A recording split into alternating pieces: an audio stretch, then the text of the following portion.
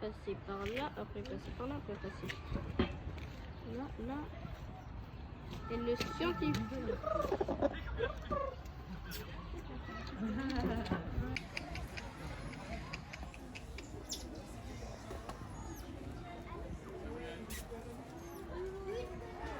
Pourquoi il s'échappe là-bas?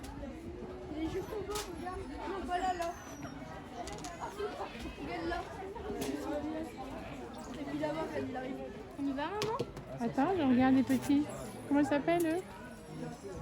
Des tamarins. Tamarin lion. Ils sont beaux la couleur, t'as vu? Surtout que c'est vrai que c'est une échappe. On dirait dans le crinière de l'eau. Regarde là. Ah ouais. Tiens là. Bon, plus personne regarde, je regarde. Alors.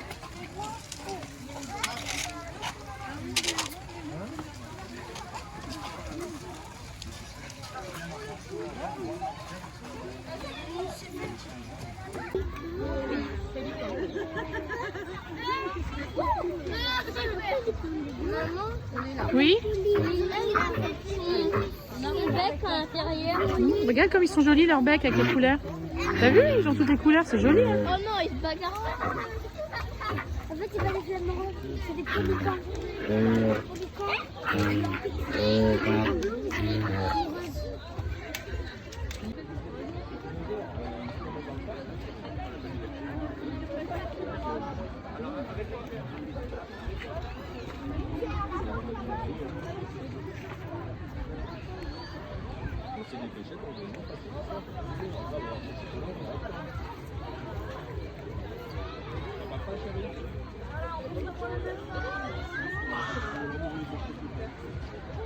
Le bassin de nos otaries de Californie.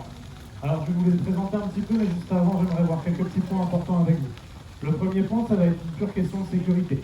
Je vais travailler avec des otaries qui sont encore relativement jeunes pour la plupart. Elles peuvent être facilement impressionnées. Donc vraiment, pour éviter un accident tout bête de morsure, je vous demandais juste de bien rester assis à vos places jusqu'à la fin de la démonstration. Si l'otarie fait quelque chose qui vous plaît ou quoi que ce soit, vous pouvez l'applaudir, c'est pas un problème. Je vais vous poser aussi quelques questions, vous n'hésitez pas à crier la réponse. Je vais être assez loin, il y a du bruit un peu partout, je ne vais pas bien vous entendre. Mais c'est vraiment au niveau des déplacements et des allées et venues que je vous demande de rester, s'il vous plaît, discret. C'est ça qui risquerait de les impressionner. L'autre point important, du coup, ne vous attendez pas à avoir un spectacle au sens littéral du terme. Je vais plutôt demander à mes otaries de reproduire leur comportement naturel, les comportements qu'une otarie pourrait avoir en milieu sauvage. Et c'est avec ces comportements-là que je vais vous illustrer un petit peu ses capacités physiques, ses capacités cognitives, et aussi vous parler plus en général de l'espèce. Donc en théorie, quand vous sortirez d'ici, vous serez un peu calé niveau otarie. Donc je vais aller sortir la première otarie, je vais venir devant vous sur le concours, vous la présenter, et on va pouvoir commencer. Alors je vous présente Joy. Joy, c'est une de nos femelles, elle a 5 ans. Et avec elle, on va parler un petit peu de classification, pour savoir un peu c'est quoi une otarie en fait, dans quel groupe ça se range. Alors à votre avis, une otarie, qu'est-ce que c'est? Un poisson ou un mammifère? Oh, j'ai entendu la brouhaha, mais il y a des bonnes réponses dans le tas. Un mammifère. Alors pour faire partie des mammifères, il faut répondre à plusieurs caractéristiques. La première caractéristique, ça va être la présence de poils. C'est peut-être pas évident comme ça, mais l'otarie est bien recouverte de poils blonds. Je vais venir gratter un petit peu les poils de Joy pour vous montrer et je vous explique après.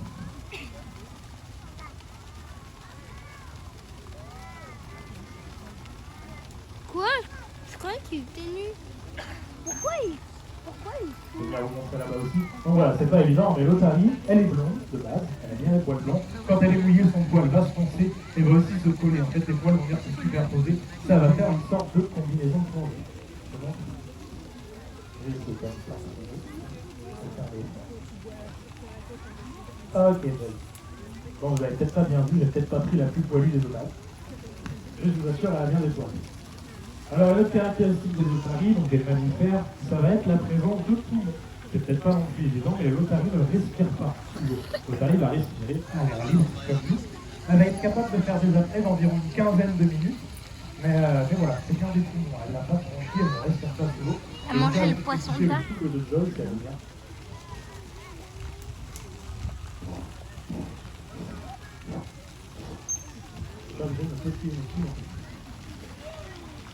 Alors elle a toutes les autres caractéristiques des mammifères, elle a bien 4 pattes, effectivement on peut confondre, mais à l'arrière, ce n'est pas la queue de l'otarie, c'est bien 2 petites pattes arrière.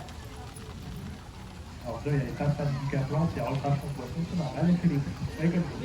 Par contre, t'es pas obligé de jouer avec non plus. Donc voilà, l'otarie, c'est bien un mammifère. Donc un mammifère marin à ne pas confondre, je l'ai entendu quelque part par là, avec son cousin le phoque, qui est un autre mammifère marin qu'on peut retrouver en baie de Somme. Est-ce qu'à 3 comme ça, vous sauriez me donner une différence entre les deux? Levez pas la main, on n'est pas à l'école. Hein. Le phoque, il a des oreilles. L'otarie a des oreilles. Il a des oreilles, ouais. Une première bonne réponse. Donc, un petit moyen de démotechnique pour savoir si l'animal que vous avez vendu, c'est un phoque ou c'est une otarie. Regardez bien de chaque côté Otarie, de la oreille. tête. Oh, oh. Elle a bien 2 petits pavillons externes, pardon. Ce oiseau, il fait du parc. Ouais, écoute ce qu'il dit, monsieur. Otarie, oreille. Oh, Elle a oh. bien 2 petites oreilles de chaque côté de la tête, je vais vous montrer là aussi. Le phoque, lui, il n'a pas 2 oreilles. Hein. Le phoque, il a juste 2 trous de chaque côté de la tête qui vont lui servir à entendre. Je ne vais pas forcer avec le héron de Joy à un petit peu peur. Je vous ai dit, hein, c'est des animaux facilement impressionnables, mais vous voyez bien de chaque côté de la tête, elle a bien 2 oreilles. Donc, petit moyen mnémotechnique pour s'en rappeler. C'est quoi ce sifflet? Pour la faire, c'est des codes, en fait, selon ce qu'elle doit faire. Alors, Comme le training tout à l'heure, Nolan, Et aussi comme le très training. grand, je vais vous en parler. Au niveau justement de la taille des pattes avant. Vous avez vu comment Joy marche à côté de moi. Elle a 2 grandes pattes avant sur lesquelles elle peut s'appuyer. Elle va pouvoir marcher, elle va pouvoir courir, elle va pouvoir sauter.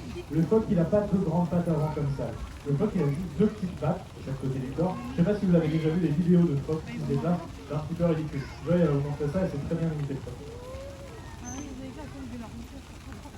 Il ne réveille pas. Voilà. Qu'est-ce qu'il y a? Elle fait le Là, phoque. c'était un phoque. Là, elle a fait le phoque. Il lui a demandé d'imiter le phoque parce que le phoque, il a les 2 pattes de devant, ils sont toutes petites, donc il ne peut pas marcher. Voilà pour l'otarie. Mammifère marin, pas confondre avec le phoque. Maintenant, je vais vous parler un petit peu, quand Joy est avec moi, de comment on travaille avec nos otaries. Je fais une petite consigne de sécurité, c'est peut-être pas évident, mais l'otarie reste bien un animal potentiellement dangereux. Pourtant, vous voyez, je suis en contact direct avec elle. Vraiment, si elle a envie de s'embarquer dans l'eau et de noyer, elle veut le faire, il n'y a rien qui l'empêche. Pourtant, elle ne le fait pas. Parce qu'en fait, on a un gros lien de confiance avec elle. Ce lien de confiance, on va le créer grâce à l'entraînement. L'entraînement, c'est tout simplement ce que je suis en train de vous présenter. Ça, que vous soyez là ou non, moi, je vais venir le faire plusieurs fois par jour. Le but, c'est de créer un lien de confiance avec nos otaries, mais aussi de faire ce qu'on appelle de l'entraînement médical. L'entraînement médical, pourquoi? Simplement parce que ces animaux-là, on ne peut pas les endormir facilement. Si j'ai besoin de faire un point ou quoi que ce soit, je ne vais pas pouvoir venir l'anesthésier parce qu'en fait, elle va faire une apnée. Donc vous imaginez, si j'ai juste un petit bobo à soigner, que je dois l'endormir, que je dois sortir tout matériel de respiration, alors ça devient compliqué pour pas grand-chose. Alors, avec nos otaries, on fait de l'entraînement pour pouvoir les soigner. On va faire un seul exercice pour pas embêter Joy, je vous montre dans l'idée. Imaginons que Joy se faisait grand-mère, c'est pas le cas encore, mais on a l'ami Flora qui est derrière, elle est concernée. Imaginons que Joy soit une grand-mère, et là avec le temps, les otaries développent des problèmes au niveau des yeux. Imaginez que ce marqueur c'est des gouttes dans les yeux, donc par exemple, vous avez peut-être demandé, c'est pas bien. Et bien comment je fais pour mettre des gouttes dans les yeux d'une otarie? Et bien je fais comme ça.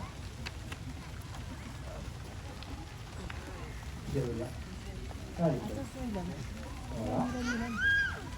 Alors, Joy et le médical, on est compliqué de ranger le marqueur. C'est par là. Regardez. Merwan, regarde.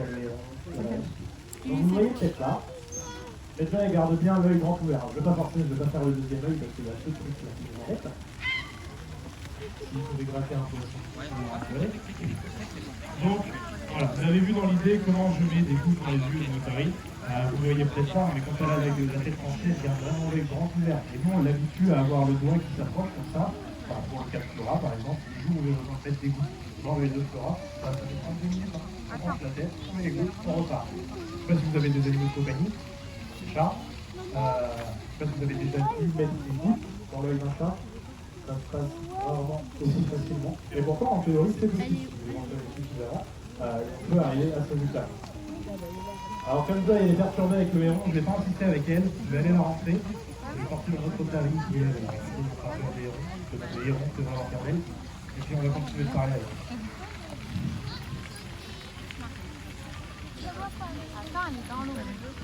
C'est ça, un héron? Oui. Je crois que les enfants écoutent pas.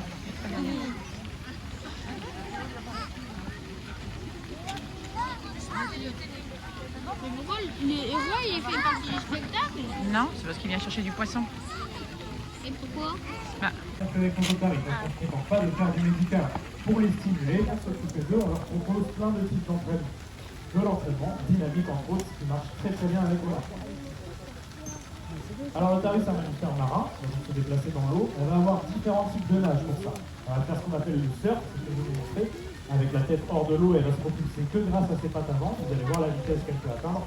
Sinon, elle va faire aussi ce qu'on appelle du marsuinage. Vous avez vu déjà les dauphins qui nagent, ils vont faire des bonds, c'est ça qu'on appelle le marsuinage, c'est pour prendre de la vitesse.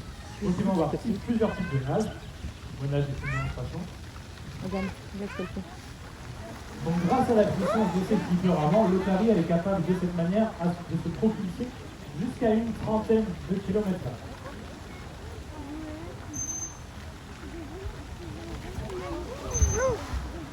Donc elle va pouvoir descendre aussi jusqu'à 300 mètres de profondeur pour chasser son poisson. Et elle va être capable, comme je vous disais tout à l'heure, de faire des apnées d'une quinzaine de minutes. Apnée, c'est quand elle ne quelque part. Tu sais ça? Donc l'otarie c'est un prédateur, c'est un animal piscivore, mais donc elle mange du poisson, comme vous voyez tout à l'heure. Mais par contre elle ne va pas manger n'importe quel poisson. Ça, le poisson qui est bleu qu'elle n'a pas mangé. Elle ne va pas manger n'importe quel poisson, parce que dans la nature, tous les poissons ne sont pas forcément comestibles. Et en plus de ça, les otaries sont comme nous, hein. Ils ne pas forcément tous le même poisson. Donc pour ça, l'otarie elle va être capable de différencier plusieurs types de poissons. Alors nous, on n'est pas prêtés, on fait du poisson que j'aime bien, donc il n'y a pas besoin de faire le coup. Et pour les stimuler un petit peu intellectuellement, on a créé ce type de cible. Donc on a associé à chacune de nos otaries une cible bien précise. La cible de Mona, c'est le rond rouge, et vous allez voir que je ne vous mens pas quand je vous dis qu'elle est capable de différencier les formes et les couleurs.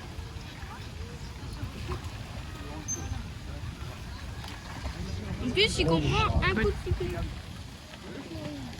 Le rond rouge. Rouge.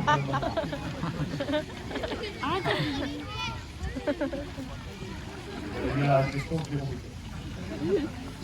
Elle est daltonienne. Ça veut dire quoi, daltonien? Elle confond le rouge et le C'est un bleu. petit moment qu'on n'a pas fait cet exercice avec Mona. Le rouge, je crois. Elle confond les deux On couleurs. n'est pas à l'abri qu'on soit aussi pour embêter un bon traitement. On est à la troisième présentation de la journée. Cette couronne, c'est un peu moins ce que je voulais. Allez, on va la refaire. Et c'est un problème? Non, mais là, elle avait pas envie. Elle voulait le Et taquiner. Yann, c'était à la peut-être. Mais en plus, ils comprennent d'un coup de sifflet. Regarde, la petite cavalier en rouge. Voilà. Elle l'a taquiné. Quoi? Elle l'a taquiné. Donc voilà, je vais présenter les différents types d'entraînement qu'on peut faire. On peut faire du métillage, on peut faire du Ouais, je voulais un poisson encore. Tout ça, ça va être pour les stimuler et pour assurer leur bien-être. Sur le là. Ça va être quel pour les stimuler et assurer leur bien-être. Maintenant, pour assurer le bien-être des otaries, il ne faut pas simplement se contenter de faire tout ça. Il faut aussi savoir ce que c'est qu'une otarie, c'est quoi une otarie, comment ça fonctionne, c'est quoi son mode de vie. Et donc, avec mon âge, je vais vous présenter tout ça. Est-ce que vous pouvez rester juste derrière la ligne bleue, s'il vous plaît? Je dis que les otaries n'avaient pas trop les mouvements. Donc, pour éviter que je vous fasse immobile. Donc l'otarie, un animal social, je vous dis. Je ne sais pas si ça vous dit maintenant. L'otarie est un animal social qui navire en groupe d'une centaine d'individus à peu près. Et donc du coup, qui dit groupe social dit forcément communication. Il faut bien être capable de se retrouver, de se reconnaître et de parler. Alors comment l'otarie fait pour communiquer? Fais un beau truc. Est-ce que vous applaudissez vos enfants quand vous les Non. Il nous dit quoi? Est-ce que vous applaudissez vos enfants quand ils font des bêtises parce qu'elle a été sautée sur le ballon? Ça se reliait là. Petit garçon, mais moi, il arrête pas de faire. Alors comment que l'otarie sans communiquer, vous disiez, elle a fait comme ça. Mais ouais, d'accord.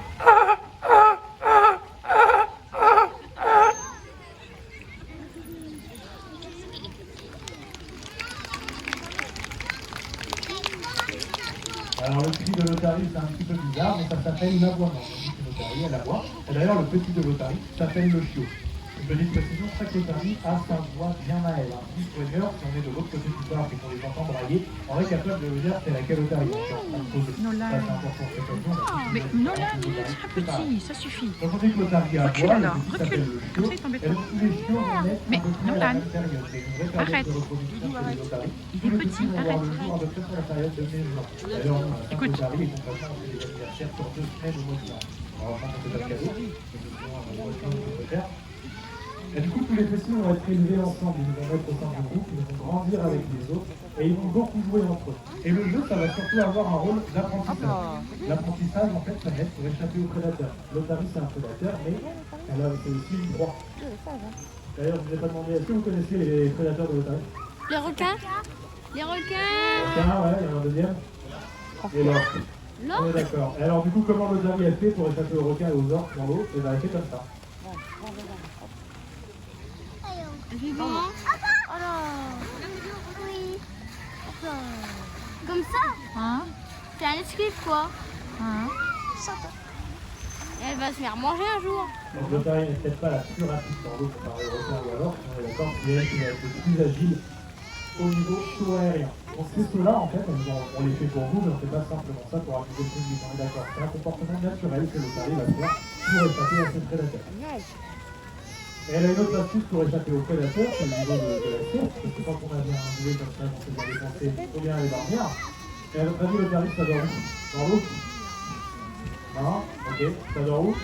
Sur le sable? Non plus, parce que les gens qui sont capables de s'échouer pour aller chercher les otaries sur le sable, ça va dormir tout en haut des falaises, à l'abri des prédateurs et aussi au sec. Parce que comme je le rappelle, elles ne respirent pas sous l'eau. Et alors comment l'Otari fait pour aller dormir sur les falaises? Bon, à vous d'atelier, c'est pas grave monter. Regarde, madame. Et ben c'est comme ça.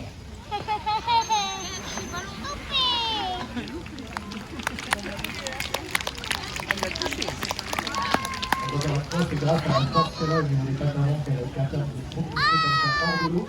C'est grâce à son corps, à Mona, elle était capable, et tout enfant. Quand elle était motivée, qu'elle avait encore envie de travailler, elle était capable d'avoir une ski de situer à 3 mètres au-dessus de la surface de l'eau. C'est pas mal. Si vous êtes à la piscine, déjà, essayez de sortir votre corps entier tout en coupant. Il y a peu de chance que vous y arrivez, mais l'Otari est capable de sauter à plus de 3 mètres au-dessus de la surface de l'eau. Allez, c'est sur cette acrobatie que moi je vais vous laisser, mon rendez-vous touche à sa fin. Si jamais vous avez des questions, je vais juste rentrer Mona et après je reviens ici pour y répondre éventuellement.